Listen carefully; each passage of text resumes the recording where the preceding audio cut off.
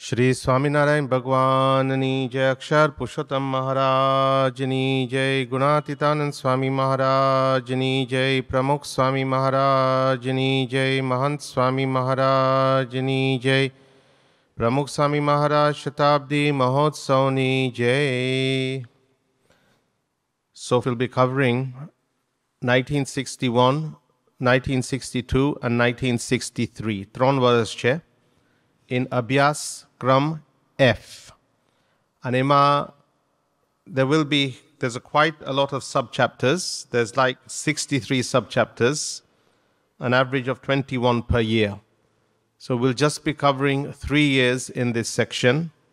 Just to give you a very brief overview, 1961 was the year in which ગઢડામાં કરશ ચડ્યા અને 51 સંતોને દીક્ષા આપી. One big event in May. It was also કે મુંબઈમાં આપણને જગ્યા મળી ગઈ, દાદર મંદિરની જગ્યા. પછી 1962 was the year when Yogi Bapa did the pratishtha for the mandir in Ahmedabad, Shikharbad Mandir. એટલે એ મોટું કાર્ય થયું. અને 1962માં મેરાબમાં પણ શાસ્ત્રીમાના જન્મસ્થાને એની બાજુમાં મંદિર થયું, ત્યાં પ્રતિષ્ઠાપન થઈ હતી, હરિમંદિરમાં પ્રતિષ્ઠા. And 1963, again this was all amidst બાપા's વિચરણ અને બીજું બધું સંસ્થાનું કાર્ય તો ચાલુ જ હતું. પણ 1963માં આ રીતે યોગી બાપાની જન્મ જયંતિ ત્યાં માનાવદર થઈ હતી. પ્રમુખ Swami Maharaj writes a couple of very important letters. એટલે એ પણ will cover that in the 1963 section. So first we're starting with 1961. Some of this will go in quite speedily. You have to read the book to understand everything. આમાં ઘણી તારીખો છે, તારીખ યાદ રાખવાની. Just four context આપણે તારીખ રાખી છે, પણ એટલું તો મને ખ્યાલ હોવું જોઈએ કે 1961માં ગઢડામાં કરશ ચડ્યા અને મહંત સ્વામીને દીક્ષા આપી. એટલું તો we would need to know that. 1962માં અમદાવાદમાં પ્રતિષ્ઠા થઈ. બીજી તારીખ આપણને યાદ ના હોય તો કંઈ વાંધો નથી. પછી વિચરણમાં ઘણા ગામડાઓ, બાપા વોઝ કોન્સ્ટન્ટલી ડુઈંગ વિચરણ ઇવન એટ દેટ ટાઈમ. અને એ પણ આ રીતે બધા આપ્યા છે in the Jivan Charitra, and English માં પણ બધું લખ્યું છે as if it's a proper translation. But just to give you an idea કે how much Bapa's traveling, how much it was, એટલે બધા ગામડાઓ આપ્યા છે.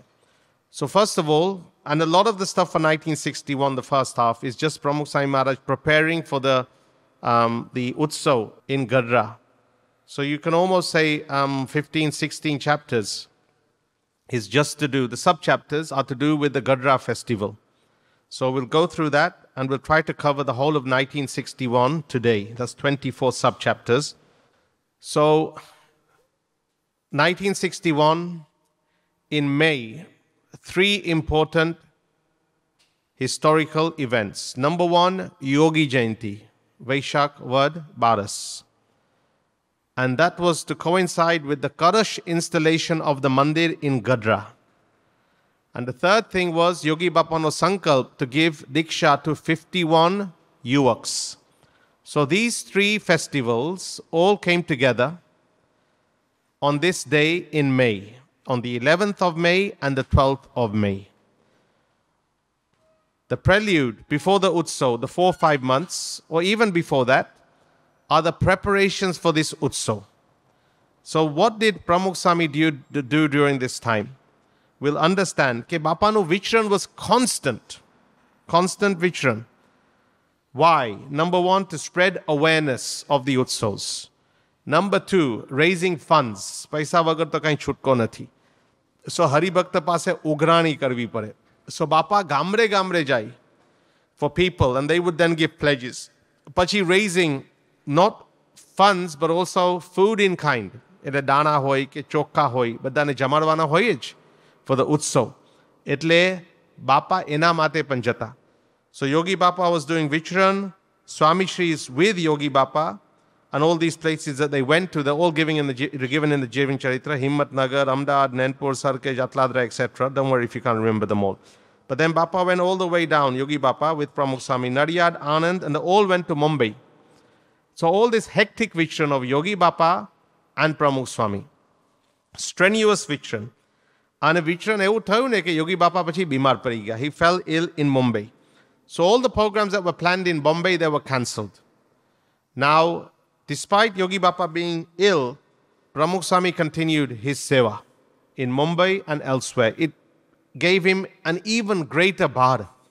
Bhar તો ના કહેવાય, burden ના કહેવાય, એ તો સેવા જ ગણતા હતા. પણ યોગી બાપાના માથે જે કંઈ બધી જવાબદારી હતી ને, that also fell on Pramukh Swami's head. So you can see that vision still continued. So Yogi Bapa, he went from Mumbai to Gondal to do Aram, and Yogi Bapa no vision બંધ થઈ ગયું હતું. Now next to Gondal there's a ગામ called Gogavadar. આ Gogavadar ગામ તમે સાંભળ્યું હશે, ગામનું નામ તમે યાદ રાખવાનું. શા માટે Gogavadરનું નામ યાદ રાખવાનું? It's a bit of a mouthful, પણ ગુણાતીતાનંદ સ્વામીની એક વાત છે, બહુ અગત્યની વાત છે. ત્રીજા પ્રકરણની લગભગ 12મી કે 13મીની વાત છે. એમાં લખ્યું છે કે 5 વચનામૃત વંચાવ્યા. એમાં જાગા સ્વામીએ વચનામૃત વાંચ્યા. આપણે ઉપાસનામાં બધી વાત કરી હતી. પ્રથમનું 23મું 123, સેક્શન 2 નંબર 30 and number 45, અને અમદાવાદનું બીજું અને ત્રીજું. અને ગુણાતીતાનંદ સ્વામી વાત કરી કે બ્રહ્મરૂપ થયા વિના પરબ્રહ્મની ભક્તિ જ ના કરી શકાય, અક્ષરધામમાં જવાય જ નહીં. એ બધી વાત ગુણાતીતાનંદ સ્વામીની વાતમાં આવે છે. એ ઘોઘાવદરમાં એ પ્રસંગ બન્યો હતો. એટલે અતિ પ્રસાદીનું ગામ. There Yogiji Maharaj was going to do the pratishtha on the 19th of January 1961. Now remember, Yogi Bapa was in Gondal. Gogavadar is not very far from Gondal. But Yogi Bapa, because he was ill, he was unable to go to Gogavadar, and he gave agna to Pramukh Swami ke tame pratishtha kari avo. So this was a very special pratishtha. Why? Because this was the very first pratishtha done at the hands of Pramukh Swami. At that time, Yogi Bapa would do all the pratishthas. But because Yogi Bapa fell ill, this is not Gogavadar picture, but samji levanu tamare. It's just Bapa doing pratishtha in a Hari Mandir. But yeah, for the very first time, there was no photographers to take pictures that we have any records of. But Bapa did the pratishtha in Gogavadar. Pramukh Swami was the sant who was in charge of Gondal, so he did all the vyavastha. And a dham-dhumthi e vakhate pratishtha thai. First pratishtha. Who was to know that Pramukh Swami Maharaj was to do or perform 1100 pratishthas in his whole lifetime and earn a name in the Guinness Book of Records because of this opening of mandirs. But that moment on the 19th of January, who was to possibly realize that this moment, on the 19th of January 1961, would prove to be history in the making? તો આ રીતે બાપાએ ત્યાં પ્રતિષ્ઠાપન કરી for the very, very first time. So that's why it's important. પછી તો બાપા went immediately, પ્રતિષ્ઠા પછી he didn't even stay in the Gam for one day. He went to Bandia, Rajkot, went to Gondal, straight to Atladra. Atladraમાં વસંત પંચમીનો ઉત્સવ કર્યો. There's a ઉલ્લેખ કે વસંત પંચમીમાં યોગી બાપાએ ત્યાં દીક્ષા પણ આપી 10 યુવકોને. યોગી બાપા was getting ready for the Gadra Utsav. So he'd given no Yogeshwarana Diksha api the year before in 1960 on the 3rd of July. Dire dire Yogi Bapa was giving Diksha in 1960 and 61. So 51 ne pachi Bhagwati Diksha api હતી for the Gadra Utsav in May. So another 10 yuaks he gave Diksha to in Vasant Panchami in Atladra. And then Bapa, એટલે Bapa meaning Swami Shri Pramukh Swami Maharaj ni vaat karo chu. Remember, Yogi Bapa came to Atladra for the Vasant Panchami Utsav. And then because he fell ill, he had to go back again. એટલે એ આવશે પછી. Panjen, Swami went from Atladra to Sarangpur. He did a parayan on the Hari Lila Kalpatru. Again, you don't have to remember exactly where, but Bapa was doing many of these parayans. Sometimes it would be Satsang Jivan, sometimes it would be Hari Lila Kalpatru, sometimes Hari Lila Amrit, and sometimes Bhakta Chintamani. So on top of all his Vicharan and Padramris, and his administrative work, preparations for the festival, he was still doing all these parayans. And another special event happened. In Sarangpur, in a couple of months' time, they were going to put the kalashis on top of the shikhars. I'll talk about that in a minute. But Sarangpurma e karvanu to before Gadra. So Swami also was, in charge of that. It got the work started and then he carried on his Vichran. Again, all focus was on the Gadra festival. He went to Ahmedabad. He did a special sabha. E વખત નદીની બાજુમાં special સભા કરતા. એટલે ત્યાં નારાયણ ઘાટના, કારણ કે બધાએ નાહવું પડે પછી, મંદિર તો એ વખત શિખરબદ્ધ મંદિર હતું પણ નહીં, તો પાણી ક્યાંથી લઈ આવવું એટલું બધું. એટલે અત્યારે તો સુખપાલમાં રહીને પ્રભુ ભજવાનું છે. પણ બાપા went for the સૂર્યગ્રહણ સભા at the Narayan Ghat in Ahmedabad. પછી વિચરણ કરતા કરતા સ્વામી પહોંચ્યા સારંગપુર અને ત્યાં ફૂલદોલનો ઉત્સવ એ રીતે સ્વામીશ્રીએ કર્યું. હવે આ બાજુ યોગી બાપા ગોંડલ પહોંચ્યા અને યોગી બાપા ગોંડલમાં બીમાર પડી ગયા. એટલે he was unable to come to Sarangpur. હવે ત્યાં સારંગપુરમાં એ કરશની વિધિ, obviously Yogiji Maharaj is a guru, he was supposed to do that કરશ વિધિ. એટલે then યોગી બાપા he gave આજ્ઞા to સ્વામીશ્રી કે સારંગપુરમાં તમારે એ વિધિ કરવાની છે. Naturally સ્વામીશ્રી would want યોગી બાપા to do the વિધિ, પણ યોગી બાપા goes, ના, તમે સારંગપુર પહોંચી જાઓ અને તમે વિધિ કરો. So Yogi Bapa was not present for the Full Dol Utsav that year in Sarangpur. And then on that day, on the 3rd of March in Sarangpur, on the day of Full Dol, Yogi Maharaj Agnati, Pramukh Swami Maharaj, he installed the karashis that we can see on top of the shikhars in Sarangpur. This is not in the book in Gujarati, but just to put things in context. શાસ્ત્રીમાના વખતમાં મંદિર થતું ને, બસ આ ગોખલો તૈયાર થઈ જાય ઠાકોરજીનો, પ્રતિષ્ઠા થઈ જાય. Not like London Mandir, કે a whole mandir was complete. પછી સોનાના સિંહાસન તૈયાર થઈ ગયા હતા, કરશ તૈયાર થઈ ગયા હતા, હવેલી તૈયાર થઈ ગઈ અને પછી બાપાએ ધામધૂમથી પ્રતિષ્ઠા કરી. So શાસ્ત્રી મહારાજના વખતમાં the only mandir that had been ready that you can put the karashis on top of the shikhar, there was only one mandir, Gondal. Pratishtha 34, the karashis went up in 1938. That's the only mandir that Shastri Maharaj actually reached the top to put the karashis on. The rest of the mandirs, even Bochasan, which was 1907, it happened many years later. So the first mandir was Gondal. The second mandir to have its karashis put was this Sarangpur mandir in March 1961. The third one was Gadra in May 1961. That's the festival that we're going to at the moment. The fourth one was then Bochasan, and the fifth one was Atladra. Again, Bochasan was in 61, later that year, and Atladra was in 1962. So then all those were complete by 1962.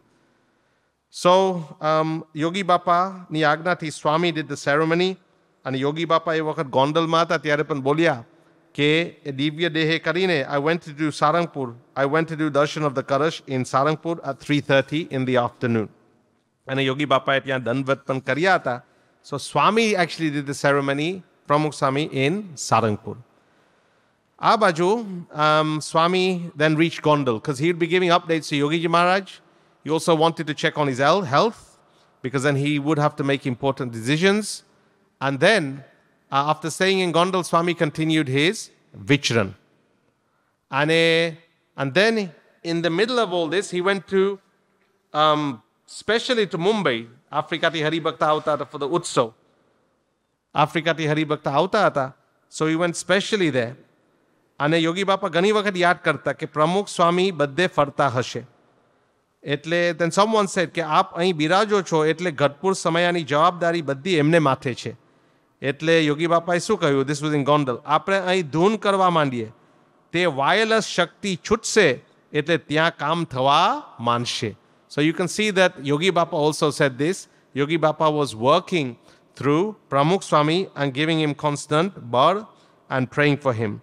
And again, just a month later, Swami also went to Gondal again to check upon Yogi Maharaj's health.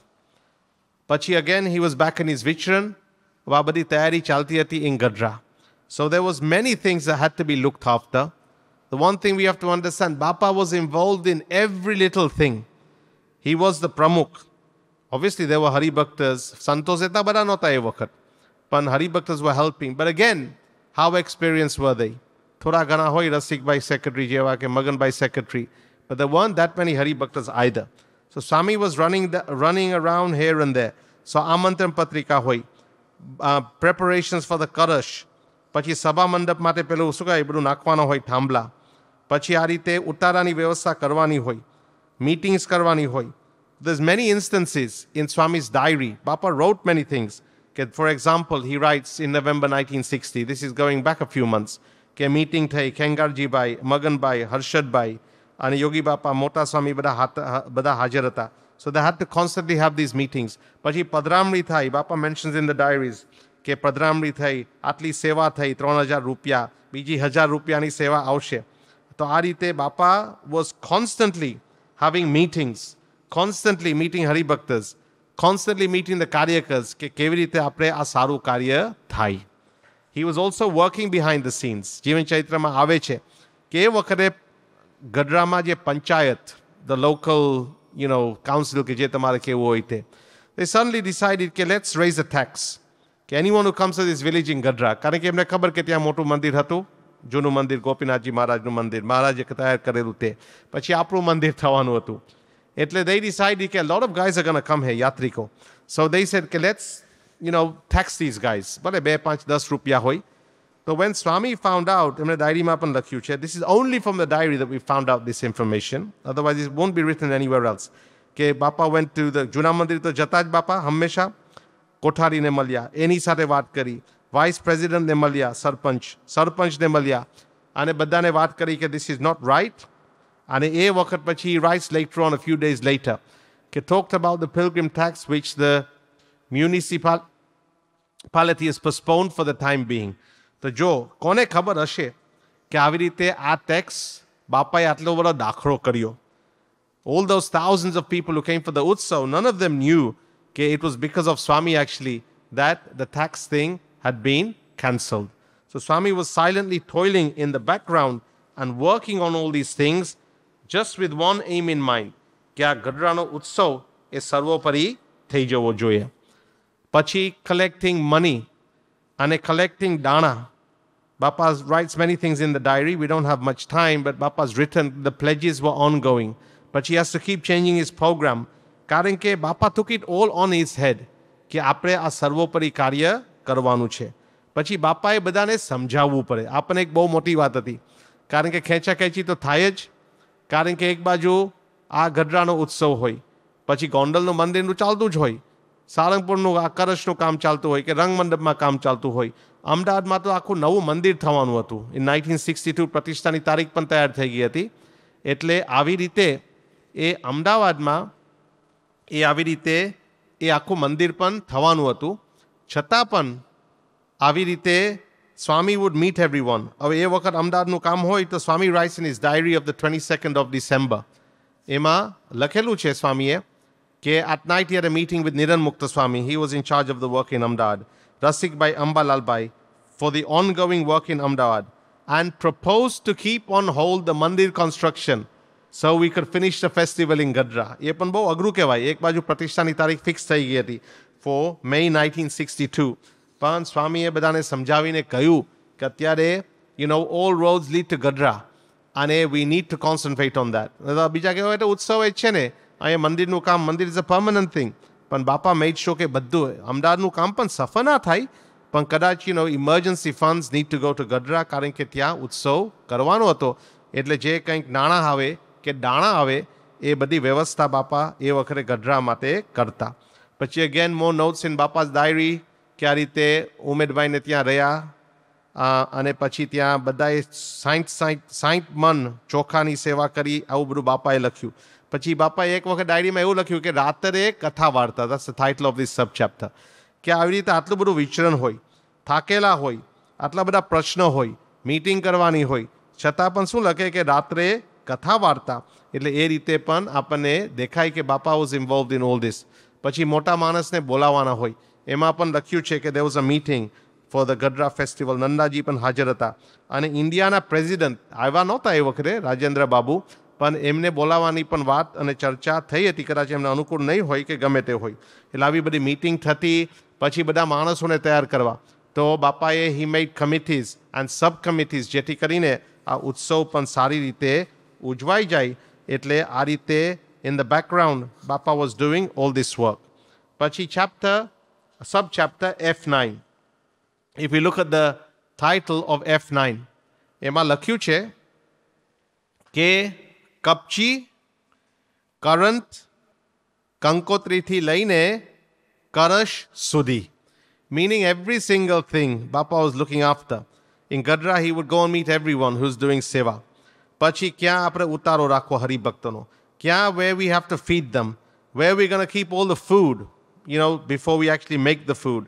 પછી એક 30,000 લીટરની ટાંકી બનાવતા હતા for the ભોજનશાળા. હરિભક્તના ઉતારા માટે બાપા જૂના મંદિરે જાય. કનુભાઈ વૈદ્યની ક્લિનિક કે આફ્રિકાના હરિભક્ત માટે ચાલશે. જૂના મંદિરના કોઠારી ગોપીનાથજી મહારાજના મંદિરના કોઠારીને પણ મળતા. અને વ્યવસ્થા, when I asked the old મંદિર કોઠારી for accommodation, he agreed enthusiastically. એટલે બધા ખૂબ બળમાં હતા. ભલે આ રીતે જુદું મંદિર હતું, પણ આ રીતે બધા બાપા એમને મળે અને સમજાવે તો બધા everyone was ready to cooperate. પછી આમંત્રણ પત્રિકા હોય, looking after the accounts, અને Swami himself would write some of the invitation cards, અને બાપા would look after the accommodation. એવું ડાયરીમાં એવું પણ લખ્યું છે, in the morning got to know from the spice seller, જે સ્પાઇસીસ એટલે શું કહેવાય, આ મસાલા હોય, the prices of gourd, khand, ચણા, બાપા એવું પણ જાણી લે. So we're paying the right price and not paying too much. તો આ બધી જવાબદારી. I had a discussion with the electricians who had come. The gold leafing process for the Karashis. So from allocating site spaces to the electrical supply, kitchen facilities, negotiating prices, sourcing spices, ઉતારાની વ્યવસ્થા, આમંત્રણ પત્રિકા, કરશ માટે gold leafing. બાપા was into everything. એમ કહેવાય છે, લખ્યું છે કે એકે હજારા, one man army, કે બાપા was doing all this and then just a few days remained before the festival. અને એમાં લખે છે જીવન ચૈત્રમાં કે દરેદ બાપુ, દરેદના બાપુ એટલે દરેદ દરબાર, એ પણ ભક્તરાજ હતા. અને એમની ગાડીમાં સાસરીમાં છેલ્લે ગઢડા ગયા હતા ને, કે દરેદ બાપુની ગાડીમાં એ ગયા હતા. અહીં પણ આવ્યા હતા ત્યારે પ્રભુ મુનિ સાહેબ એમને વાત કરી હતી. એટલે એમના દીકરા નહીં પણ એમના જમાઈ. ત્યારે પ્રભુ મુનિ સાહેબે સમજાવ્યું શાસ્ત્રીમાની મૂર્તિની આગળ કે તમારા આ દરેદના બાપુ એટલે એમાં શું થાય, સસરા, કે આવી રીતે એમની ગાડીમાં શાસ્ત્રીમાં જ બેસીને છેલ્લી વખત ગઢડા ગયા હતા અને ધામધૂમથી પ્રતિષ્ઠા કરી હતી. એ વખત મંદિર તો તૈયાર થતું હતું, પણ ધામમાં ગયા પહેલાં લગભગ એકાદ મહિના પહેલાં. એટલે દરેદ બાપુની ઈચ્છા કે આપણે ગઢડામાં પારાયણ બેસાડવી છે. ચાલો એ તો ઠીક, ગઢડામાં પારાયણ કોઈ બેસાડે, પણ એમની ઈચ્છા કે પ્રમુખ સ્વામી પારાયણ કરે. એટલે before the celebration starts on the 11th of May, 4 દિવસ પહેલાં એ 5 દિવસની પારાયણ સત્સંગી જીવન ઉપર Swamishri he started that પારાયણ. Can you just imagine? આટલું બધું કામકાજ હોય છતાં પણ કથા વાર્તા, એક તો આપણને સમય ના મળે બેસવાનો, પણ પોતે કથા કરવાની. હવે તમને ગમે તેટલું થતું હોય કે આ તો બધા કથામાં બેસી જવાનું માઇકની આગળ, બરાબર છે, વન વિચારે પણ વાતુરે આવે એવા એના અંતરથી આપણે સમજીએ છીએ. પણ બાપા પણ આવી સત્સંગી જીવનની કથા હોય, સંસ્કૃતમાં હોય, થોડીક તો તૈયારી કરવી પડે કે આ વાત કરશું, આ વાત કરશું. એવું જ નથી કે બસ સીધા માઇક ઉપર બેસી જવાનું હોય. તો આટલી બધી શું કાંઈ મહેનત કરવાની હોય અને આ બધું ચાલતું હોય. પણ એ વખતે પણ બાપાએ એ કથા કરી અને પછી આવ્યો the first day of the festival on the 11th of May 1961 in Gadhada. સ્વામીની સેનામાં આવજો રે, એના યોગીજી સુરા સરદાર, એ ભજન આપણે ગાઈએ છીએ. તો યોગીજી મહારાજ એમણે વર્ષોથી આ સંકલ્પ કર્યો હતો. In 1952-53 એમણે મહાન સ્વામી અને ડૉક્ટર સાહેબને વાત કરી હતી કે ગઢડાના કરશ ચડે ત્યારે આપણે 51 નવયુવાન સુશિક્ષિત એટલે ભણેલા યુવાનોને ભાગવતી પાકી દીક્ષા આપવી છે. તો યોગી બાપા had been planning, હવે એકને સાધુ તૈયાર કરવા.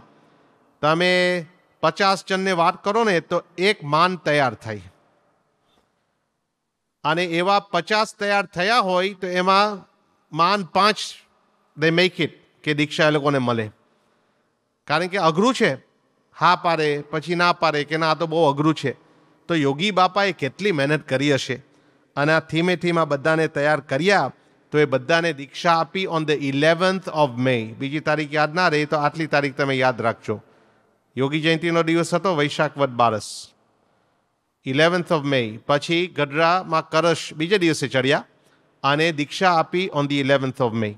અને પછી એમાં પ્રથમ દીક્ષા મળી વિનુ ભગતને, who got પાર્ષદ Diksha in 1957 in Gondal. તો યોગી બાપાએ સૌ પ્રથમ દીક્ષા આપી વિનુ ભગતને, આપણને દર્શન પણ થાય છે. અને એ વખતે નાયમુનિ સ્વામી નહોતા બોલવા માટે કે જય સ્વામિનારાયણ સાધુ કેશવ જીવન સ્વામી, જય સ્વામિનારાયણ. પણ આઈ થિંક હર્ષદ કાકા જેવા કોઈ વડીલ હરિભક્ત હતા એ બધી જાહેરાત કરતા હતા. એટલે એ રીતે સાધુ કેશવ જીવનદાસ, સાધુ સ્વયં પ્રકાશદાસ પૂજ્ય ડૉક્ટર સ્વામી, સાધુ ભક્તિપ્રિયદાસ પૂજ્ય કોઠારી સ્વામી, સાધુ ત્યાગ વલ્લભદાસ અને સાધુ ઈશ્વરચરણદાસ, એવા 51 સાધુ ઘનશ્યામચરણદાસ, એ બધા સંતો એ વખતે એમને દીક્ષા લીધી હતી. અને ખૂબ ધામધૂમથી યોગી બાપા કેવા રાજી થયા હશે એ દિવસે કે એમનો વર્ષોનો સંકલ્પ એ દિવસે આવી રીતે પૂરો થયો. અને પ્રમુખ સ્વામી મહારાજે પણ એ વખતે આ સભામાં પણ વાત કરી હતી. અને બીજે દિવસે પછી આવી રીતે કરશ ચડ્યા. કરશ ચડાવ્યો કલ્યાણનો રે, આ નિશ્વાસાઈનું ભજન છે, ભાગ્ય જાગ્યામાં આવે છે. તો કરશ ચડાવ્યો આ રીતે આ ગઢડાના મંદિરમાં, જે શ્રીજી મહારાજે સંકલ્પ કર્યો હતો કે અહીંયા મંદિર મારે કરવું છે, એ વખત થયું નહીં. પછી શાસ્ત્રીજી મહારાજે મહારાજનો સંકલ્પ પૂરો કર્યો કે ગઢડાનું મંદિર શરૂ કર્યું, પૂરું તો નહોતું જ થયું. અને પછી કરશ ચડ્યા, ઓફિશિયલી એ મંદિર પૂરું થયું કહેવાય. એટલે યોગી બાપાએ સંકલ્પ પૂરો કર્યો અને એનાથી તો પ્રમુખ સ્વામી મહારાજે 10 ગણો સંકલ્પ પૂરો કર્યો. કારણ કે શ્રીજી મહારાજ, આ તો બધા હરિચરિત્ર ચિંતામણી અને બીજા ગ્રંથો, દુર્ગપુર મહાત્મામાં બધા પ્રસંગો આવે છે કે શ્રીજી મહારાજની ઈચ્છા હતી ગઢડા માટે. તો પ્રમુખ સ્વામી મહારાજે દરવાજો કર્યો, પછી આટલો બધો વિકાસ કર્યો.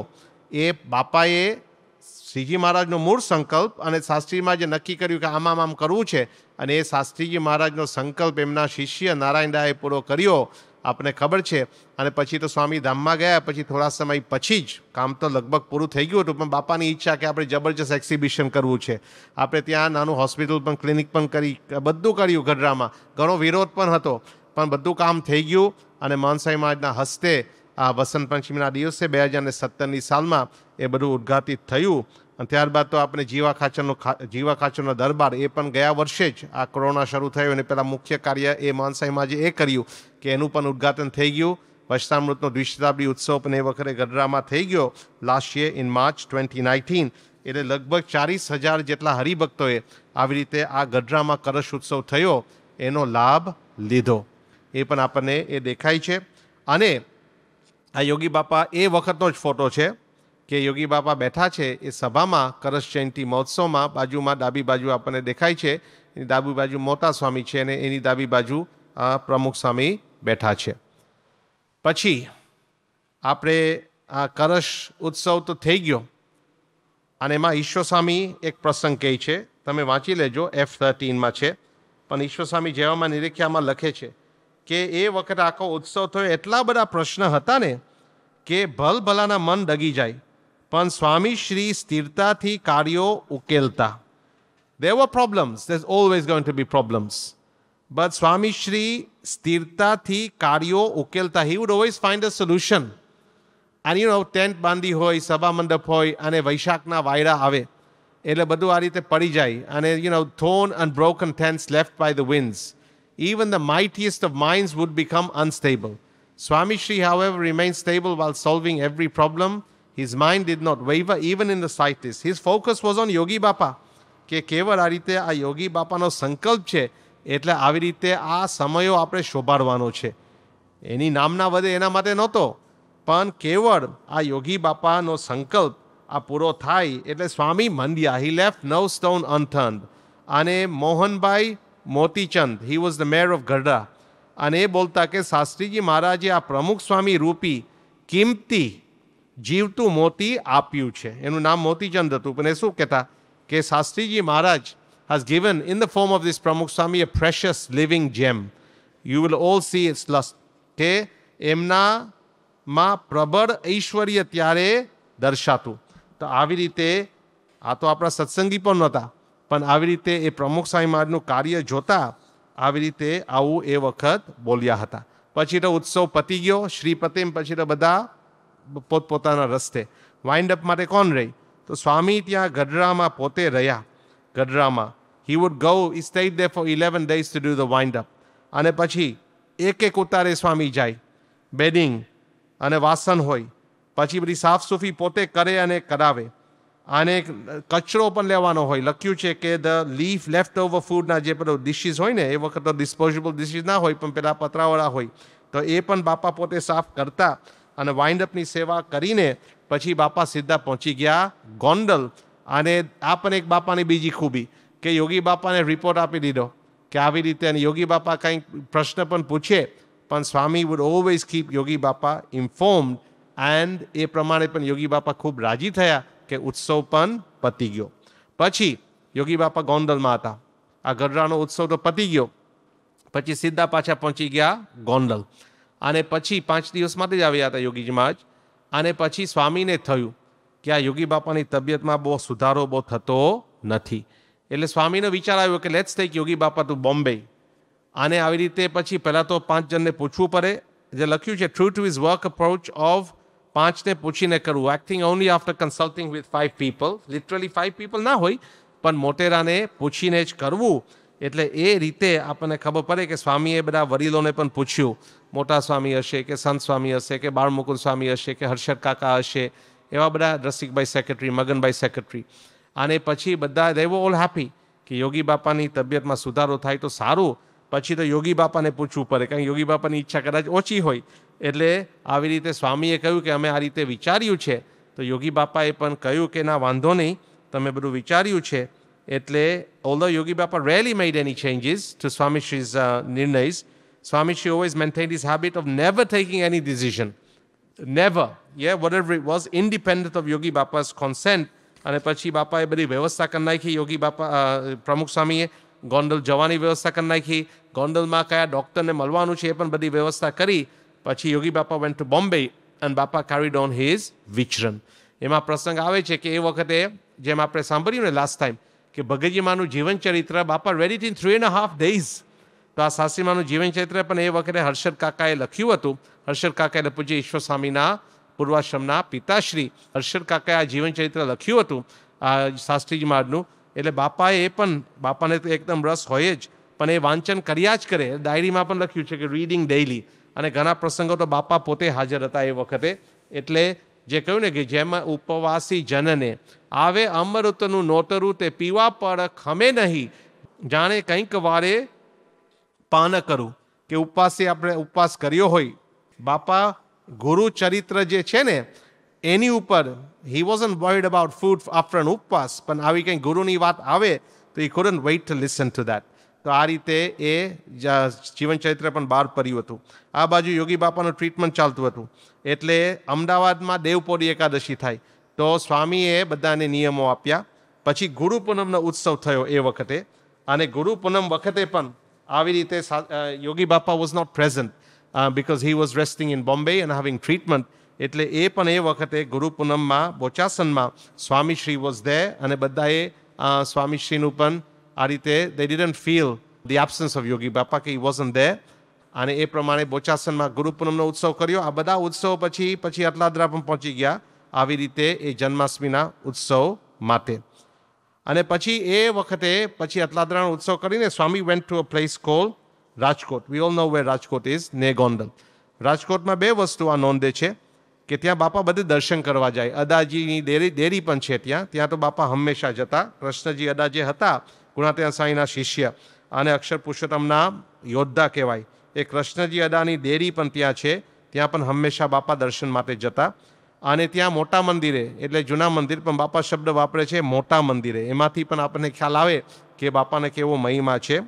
અને પછી એક પધરામણી કરી. એમાં આ જીવન ચરિત્રમાં લખે છે કે આ પધરામણી કંઈક જુદી હતી. કારણ કે જેના ઘેર સ્વામીશ્રી પહોંચેલા તેણે સંસ્થાની વિરુદ્ધમાં કોર્ટમાં ખટલો દાખલ કરેલો. લેવા દેવા વગર he had arranged for a case against a સંસ્થા. લેવા દેવા વગર પણ સ્વામીશ્રીને, અને સ્વામીશ્રી ઇઝ અ પ્રમુખ, so he has to deal with all this. સ્વામીશ્રીને સંડોળવા, ભીરવવા, કૂડ કપટના ખેલવામાં આ મુરબ્બીએ કશું છોડ્યું નહોતું. He had left no stone unturned in hassling બાપા. છતાં પણ બાપાએ એના ઘરે પણ રાજી થકા પધરામણી કરી. એટલે ઉપકારની સામે ઉપકાર કરવો તે વ્યવહાર છે, પરંતુ અપકાર સામે ઉપકાર કરવો તે આધ્યાત્મ છે. તો એ પણ સ્વામીશ્રીના જીવનમાં આપણને દેખાય કે એ અજાત શત્રુ હતા અને દરેકનો મહિમા આ રીતે સમજતા. પછી લખે છે ઇન ધ નેક્સ્ટ સબચેપ્ટર chapter કે પ્રોટોકોલ વિનાના પ્રમુખ, a president without any protocols. એમાં પણ આખું બાપાનું રૂટીન લખે છે સારંગપુરમાં, કે સારંગપુરમાં જે બાપા સવારે આરતી કથા ઓફિસમાં બેસે, પછી મંદિરનો રાઉન્ડ લે, પછી નાના મોટા પ્રશ્નો હોય, સંતો હરિભક્તને કંઈ પ્રશ્ન હોય તો એ પણ હી વુડ હેન્ડલ દેટ. પછી આ રીતે ભોજનશાળા હોય, કિચન હોય, નીચે બેસીને જમે. જૂના મંદિર સાથે પણ કોઠારી હનુમાનજી મંદિરના પ્રભુદાસ એ પણ બાપાના એકદમ મિત્ર થઈ ગયા. જે કોઈ મહેમાન આવો એની સંભાળ રાખે, હરિભક્તની સંભાળ રાખે, જમવાની વ્યવસ્થા, ઉતારાની વ્યવસ્થા અને વાહનની વ્યવસ્થા કરવાની હોય બોટાદ સુધી તો પણ બધી વ્યવસ્થા કરી. આમાં લખ્યું છે never did he ever let them know about the shortage of materials and sadhus in the mandir. નહીં તો આ રીતે આપણે લાગો અત્યારે સંતો બહુ ઓછા છે અને આ રીતે તકલીફ છે, પણ બાપા એ પણ કોઈને જણાવે નહીં. તો એ પણ એ દેખાય કે બાપા આ રીતે કામ કરતા, બપોરે થોડો આરામ કરે, પછી સાંજે આ રીતે બધાને ફરી મળવા જાય, વાડીમાં પણ જાય અને કોઠારી સાથે બેસે અને જે કંઈ નાના મોટા પ્રશ્ન હોય એ પણ સોલ્વ કરે. એ વખત રંગ મંડપમાં એક અમુક કામ પણ ચાલતું હતું, એ પણ બાપાએ શરૂ કર્યું હતું. પછી બીજું કંઈક બીજું મંદિરનું કામ તો ચાલુ જ હતું. આપણને દેખાય છે કે પેલો નાની એક કૂવી હતી, તો સ્વામીશ્રી વોઝ ઓવરસીઈંગ એ પણ એ વખત અહીંયા એક કૂવી એટલે નાનો કૂવો. આજે ત્યાં પેલા ઝૂંપડપટ્ટી હતી, there was a hut where Shastri Maharaj used to stay. આપણે જે ફોટો જોયો છે ને શાસ્ત્રી મહારાજ પ્રમુખ સ્વામી, there was a place where Shastri Maharaj used to stay. એક ઝૂંપડપટ્ટી જેવું હતું અને ત્યાં છત્રી પણ પછી પાછળથી થઈ હતી છત્રી, પણ સ્વામી would sit there after ચેષ્ટા અને ત્યાં પણ બાપા શાસ્ત્રીજી મહારાજની સ્મૃતિ કરતા. તો આવી રીતે સ્વામી શ્રી રૂટીન ઇન સારંગપુર. હવે he wasn't the Kothari of Sarangpur, he was actually the Kothari of the Pramukh of the whole સંસ્થા. પણ he took an extra special care for Sarangpur and he used to stay there and make sure that all the issues would be solved. પછી પાછળથી પણ આવશે કે અન્નકૂટમાં પણ બાપાએ કેવી સેવા કરી હતી. એક વખત સારંગપુરના બીજો પ્રસંગ છે અને એમાં આ રીતે લખ્યું છે કે અમુક 70 જેટલા બાવાઓ આવી ગયા સારંગપુર એક વખત, અને એ સારંગપુરમાં આ બધા આવી ગયા અને લખ્યું છે કે વગરાના વાયરાની જાપત. એટલે ત્યાં એક ધર્મકિશોર સ્વામી કરીને એક સંત હતા અને સીધા એની પાસે પહોંચી ગયા અને હમારી જમાત હૈ, હમે સીધા દે દો, એટલે અમને સીધું તમે આપો. આને ધર્મકિશોર દાસને બહુ જામ્યું નહીં, એટલે એને માફક ના આવી આ વાત. એટલે એમણે કહ્યું કે જાઓ, નહીં મિલેગા, કે you won't get anything from hey, get lost, he said basically. અને પછી આ લોકો તો છોડે એવા નહોતા, એટલે પછી બોલે છે, હિન્દીમાં લખેલું છે, હું વાંચી નથી શકતો. તેની સામે ધર્મકિશોર દાસે પણ બાવડા ફૂલ આવ્યા. એટલે એમણે પણ he was not like want to give up, કે જાઓ નહીં દેંગે, કે એમને પણ કહ્યું કે I can also play the same game. કે પછી આ રીતે પછી તો આ લોકો તો તૈયાર થઈ ગયા કે આ સાધુને આપણે મારીએ. અને આવી રીતે પછી તો આ રીતે કોઈક આવી ગયું ત્યાં જલ્દી કોઈક હરિભક્ત હશે અને ધર્મકિશોર દાસને કહ્યું કે હવે આપણે શાંતિ રાખવી પડે અને કહ્યું કે શીર સલામત તો પગડિયા બહુત, સીધું ફરી આવશે પણ ભોળું તોડી નાખશે તો, તમારું માથું ફોડી નાખશે તો શું આવશે, પાછું માથું તો આવવાનું નથી. એટલે સીધું તમે આપી દો શાના માટે થઈને. એટલે એવી રીતે પછી આપી દીધું અને સ્વામી બાપાને ખ્યાલ આવ્યો ત્યારે બાપાએ તો ગમ્મતમાં થોડીક વાત કરી કે જો, પછી બાપાએ મહારાજને યાદ કર્યા. બાપા rose connect anything negative two something positive, કે શ્રીજી મહારાજે બધે હર્યા ફર્યા અને નિરીક્ષણ બહુ કર્યું, કારણ કે એ વખત પણ બાવા વૈરાગી બહુ ફરતા હતા. પછી સૌને અનુકૂળ હોય એવો સંપ્રદાય સ્થાપ્યો, બાકી પહેલાં તો બાવાઓ આમે જ રખડતા. તો એ રીતે પણ આ રીતે એ સ્મૃતિ થઈ. અને પછી આવે છે કે ગોંડલમાં આવી રીતે દર વર્ષે શરદપુરમના અન્નકૂટ યોગી બાપા કરતા, પણ યોગી બાપા ગોંડલમાં હતા, પણ એમની રુચિ સમજીને પણ બાપા પહોંચી ગયા મુંબઈ, પ્રમુખ સ્વામી. અને પછી પૂછ્યું યોગી બાપાને, treatment was going very well, the decision was totally good. અને પછી યોગી Bapa was gating much better. એટલે પછી યોગી બાપા દેન વેન્ટ ટુ ગોંડલ. એની પહેલાં એક બહુ મોટું કામ થયું કે દાદરમાં આપણને જગ્યા મળી ગઈ. જે દાદરમાં અત્યારે જે મંદિર છે, પહેલાં તો આવું અક્ષર ભવન હતું, પહેલાં આ પણ નહોતું, આ પણ મોટું છે. પહેલાં તો 1-2 માળનું હતું ને આપણે કંઈક એક જ માળ હતો. અને ગોવિંદજી કલ્યાણજીની જગ્યા હતી અને ત્યાં જગ્યા મળી. શાસ્ત્રીમાં જ કહેતા કે હું મુંબઈનું મંદિર કરીશ. એટલે એવી રીતે એમની કૃપાથી અને યોગી બાપા અને પ્રમુખ સ્વામી મહારાજના દાખલાથી આપણને આ જગ્યા મળી ગઈ. અને પછી આવી રીતે આ જગ્યા મળી પછી યોગી બાપા અને પ્રમુખ સ્વામી પહોંચી ગયા ત્યાં ગોંડલ. અને ત્યાં ગોંડલમાં પણ આવી રીતે એ ઉત્સવ શરદ પૂનમનો ઉત્સવ પણ થઈ ગયો. અને આવી રીતે એની પહેલાં બોચાસનમાં પછી કળશનો ઉત્સવ થવાનો હતો, એટલે બાપાએ ત્યાં પણ બધું માર્ગદર્શન આપ્યું અને ગોંડલમાં ઉત્સવ થઈ ગયો. પછી એ દિવસે ગોંડલમાં શરદ પૂનમનો ઉત્સવ થયો ત્યારે પણ બહુ મોટું કામ થયું.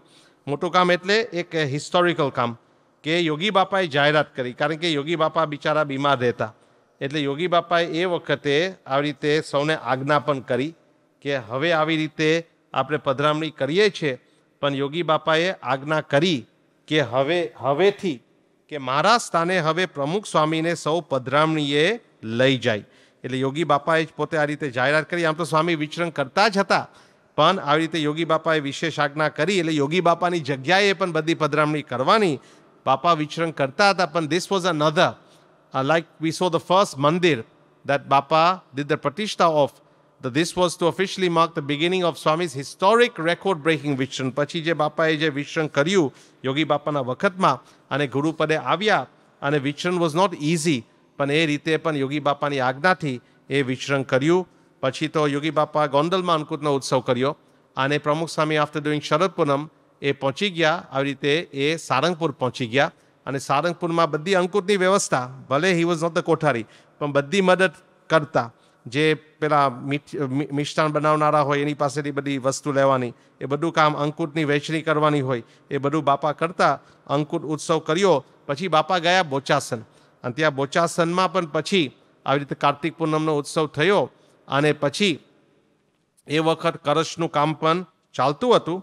એટલે એવી રીતે એ ત્યાં આ બધું કામ અમદાવાદમાં મંદિરનું કાર્ય ચાલતું હતું, ત્યાં પણ પહોંચી ગયા. એટલે આ રીતે ગોંડલથી સારંગપુર અંકુટ સારંગપુર કરીને પછી બોચાસન એ કાર્ય માટે, પછી અમદાવાદનું કાર્ય જોવા માટે, કારણ કે in the next the following year પ્રતિષ્ઠા થવાની હતી. અમદાવાદથી ગયા મેરાવ, અને મેરાવમાં એ વખત નક્કી કર્યું, પ્રતિષ્ઠા નહોતી થઈ, પણ નક્કી કર્યું કે શાસ્ત્રીમાનું જન્મસ્થાન એમને જ આપણે રાખવું છે, અને એની બાજુમાં જ આપણે હરિમંદિર કરવું છે. અત્યારે જે આપણે હરિમંદિરના દર્શન થાય છે, અને બાજુમાં શાસ્ત્રીમાનો શું કહે જન્મસ્થાન છે, ત્યાં આરસની મૂર્તિ છે, તો એનું પણ કાર્ય એ વખતે યોગીજી મહારાજ સાથે 1961માં એ પ્રમુખ સ્વામી મહારાજે એ નિર્ણય લીધો હતો.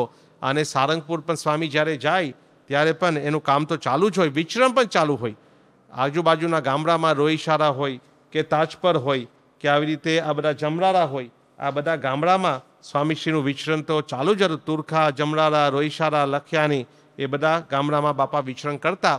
અને આ છેલ્લી વાત આજે કરીએ છીએ કે બાપા એ સંસ્થાના પ્રમુખ હતા. લખે છે આદર્શજીવન સ્વામી લોક પ્રમુખ, ધ પીપલ્સ પ્રેસિડન્ટ. તો એમાં ધર્મજીવન સ્વામી, અત્યારે પણ પૂજ્ય ધર્મજીવન સ્વામી છે, એ બાપાના સેવક હતા એ વખતે. He was one of the first સેવક કહેવાય. પણ એ જોતા કે બાપા તો બહુ સામાન્ય, એ વખત બાપા એટલે બાપા નહોતા, પણ પ્રમુખ સ્વામી કે નારાયણ સ્વરૂપદાસ કે આ રીતે સંસ્થાના પ્રમુખ છે, છતાં પણ આમ એમને પડી રહી છે. બોચાસનમાં જૂના સભા મંડપની જાળી આગળ 2 બાકડા ભેગા કરીને, 2 બેન્ચીસ, અને એમાં સૂઈ જાય. અટલાદરામાં લીમડા નીચે સૂઈ જાય. ગઢડામાં કોઠારીના કાર્યાલયની બારે જારી પાસે સૂઈ જાય. અમુક વખત તો બહાર રેતીના ઢગલા ઉપર સૂઈ જાય. એટલે બાપા માટે કોઈ પ્રકારની અલગ વ્યવસ્થા નહોતી. રહેવાની વ્યવસ્થા, સૂવાની વ્યવસ્થા, નાહવાની વ્યવસ્થા, બીજે બધા નાતા ત્યાં જ નાતા. એટલે એક વખત એમને થયું, અને બાપા જે રોટલી જમતા ને, ઠંડી રોટલી હોય, જાડી રોટલી હોય, જનરલ હોય, એટલે એક વખત ધર્મ જીવન સ્વામીને થયું કે આપણે પ્રમુખ સ્વામી સંસ્થાના પ્રમુખ છે, કોઈ દિવસ માગતા નથી, માગણી તો કરતા જ નથી, એટલે આપણે કંઈક નાની રોટલી બનાવીએ, ફુલકા રોટલી. એટલે એમણે બનાવી, અને પછી બાપાએ રોટલી જોઈ. બાપા હી વોઝ વેરી શાર્પ, એમને તો ખબર પડી જાય. એટલે પહેલો જ પ્રશ્ન પૂછ્યો બાપાએ કે ક્યાંથી લાવ્યા? એટલે ધર્મજીવન સ્વામી બોલ્યા બનાવી. એક શબ્દમાં જ આ બધા જવાબ આવે છે. બાપા શું કહે? ક્યાંથી લાવ્યા? શું કહે છે? બનાવી. કોના માટે? આપના માટે. અને એ સાંભળીને બાપા સ્વર સહેજ ઊંચો થઈ ગયો અને કહેવા લાગ્યા, મારા માટે ક્યારેય જુદું ન બનાવવું. Never made anything special for me. સૌના માટે જે બનાવ્યું હોય તે જ પીરસવું. અને એ પ્રમાણે પછી ભલે બનાવી હતી રોટલી, પણ બાપાએ રોટલી ન લીધી, અને જે જાડી રોટલી, પેલી ઠંડી રોટલી હોય, અને આમ જે રબર જેવી રોટલી હોય, એ જ બાપા જમ્યા. તો કહેવાય છે કે Bapa he was the people's president, અને એ પ્રમાણે બધાની સાથે હળીમળીને રહેતા. તો આ રીતે આજે આપણે જોયું અપ ટુ F24 1962ની વાત. હવે આગળના સેશનમાં જોશું તો આવા શુભ ગુણો આપણા જીવનમાં પણ આવે એ જ મહારાજ સ્વામી પ્રમુખ સ્વામી મહારાજ અને મહાન સ્વામી મહારાજના ચરણોમાં પ્રાર્થના. સ્વામિનારાયણ ભગવાનની જય.